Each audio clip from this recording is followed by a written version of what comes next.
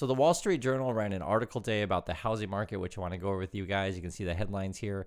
The math for buying a home no longer works.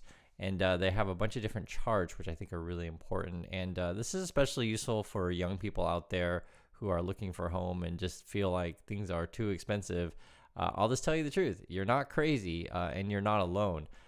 If you look at this first chart that they have here, this is comparing rents to current mortgage prices. This is talking about monthly here. So your average monthly new home payment is above $3,000, whereas if you're renting / lease, your average lease is around $2,000, right? So you're looking at a considerable difference. Moreover, this is probably one of the most important charts, and this came out, we talked about this a few months ago, but it's worth showing again. You guys can take a look at this for yourself. This is basically a chart showing the percentage of your income in order to pay for your housing. Now, normally you want this to be more like, maybe 25, 30%, something like that. At the moment, for many people, your housing costs are 40% of your income, which is just frankly too high.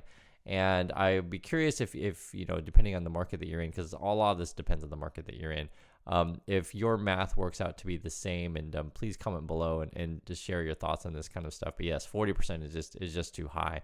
And I think this sort of chart is very telling when they tell you that and inflation is slowing down and everything's going to be great, going back to happy land. If the numbers stay like this, maybe not necessarily. And part of the problem is, I'm sure you guys know, interest rates are going up, and the Fed has been saying higher for longer. However, this is the thing that's always really tricky about sort of the situation that we're in. If you listen to Wall Street or many of the YouTube pumpers, essentially, they'll say, hey guys, rate cuts are coming. Just wait, they're coming. I'm not so certain that that's going to be the case. And even if it is the case, I'm not so certain that necessarily be a good thing. Now, the reason why I say that is I'm looking at this chart here. This is the average, rate on a 30-year fixed mortgage, okay? So historically, 10% isn't out of the question, double digit. So the last time I checked, I think mortgage rates are around like 7-ish%, something like that. I think they hit 8 and then retreated back. But if you take a look at this, guys, back in the 80s, like crazy as it sounds, people were paying like 15, nearly 20%. You can see the chart for yourself here. Moreover, this is something that has just been happening for a while, that rates have been declining, and then we got to basically crazy low rates, was it 2020? And a lot of people right now who are in homes at the moment can't move. Essentially, they're locked into like 3%. Some maybe people out there that are watching this are like, yep, I'm locked in the 3%. No way I'm moving. I don't want to, change. I don't want to get that 7%, that kind of thing. And that sort of caused a, I won't say freeze, but we'll just say slowing down of the housing market, meaning that, homes just aren't turning over like they once were. Moreover, which is kind of interesting, people are waiting for the housing crash to, jump in when prices are cheap. As of now, home prices have not fallen. And you guys can look at the chart for yourself. So this is going back to 75 is how this chart is done. And it's interesting. So like back in 1990, theoretically a median home price, so the middle price of a house for a single family home, this is how they're doing it here, would have been like $100,000. That was back in 1990. These days, 2023, you're looking at more like 400,000. So yes, it was certainly true that if you would have bought a home, back then and up to now, yeah, you did fantastic on your investment. I think the issue is, and this is something that I've mentioned several times on this channel, there's so many people out there that kind of expect this to go on forever. And the question is, and sort of why we're looking at all of these charts together, is what would cause housing prices to maintain this crazy, hockey stick kind of return, or a hockey stick, increase in price? Well, obviously, you would need people to be able to afford said higher prices.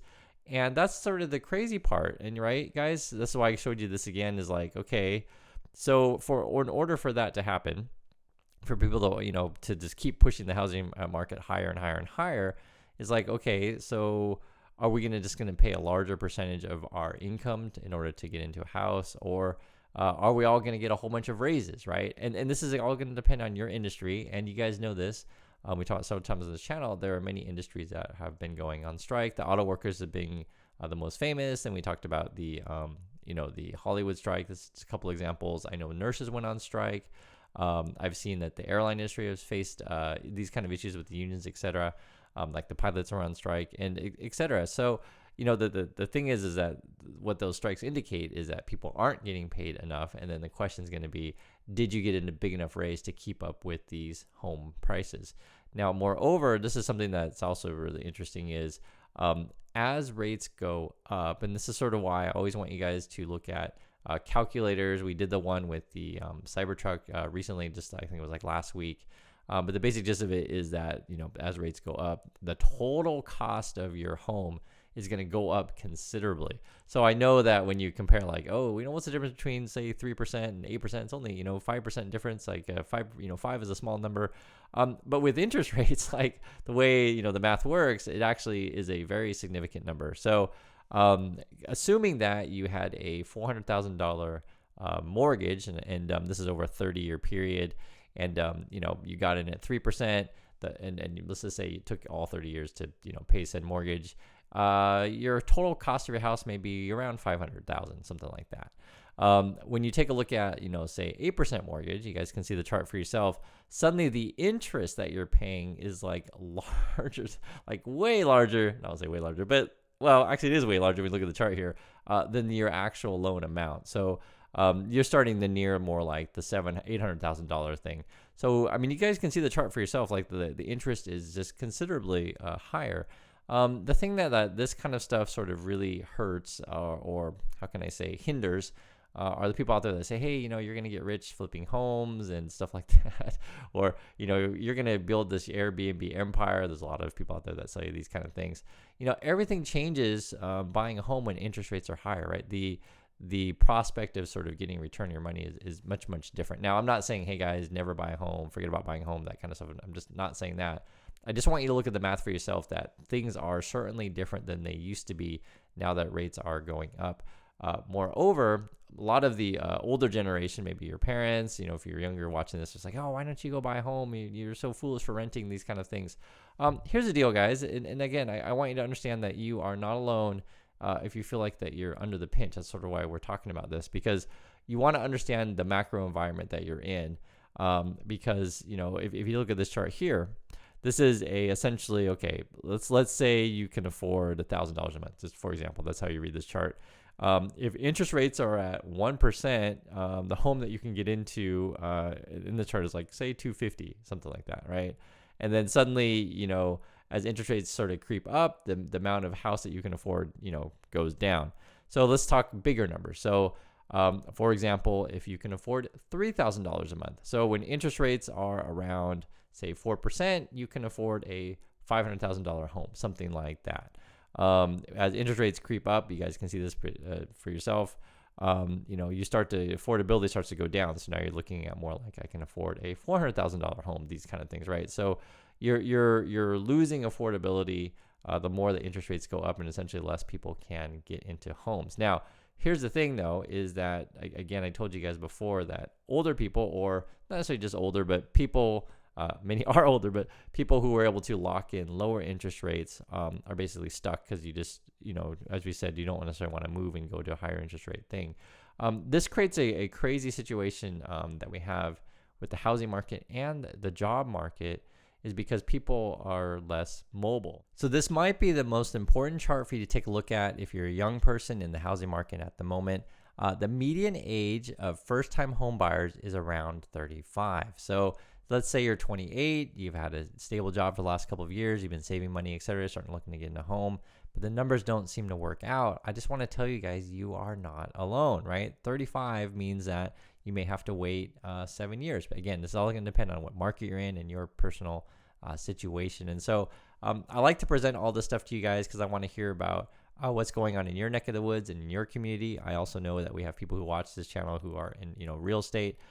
This is my understanding of the issue, is that you have interest rates are elevated, so that's going to cause a strain in affordability of homes.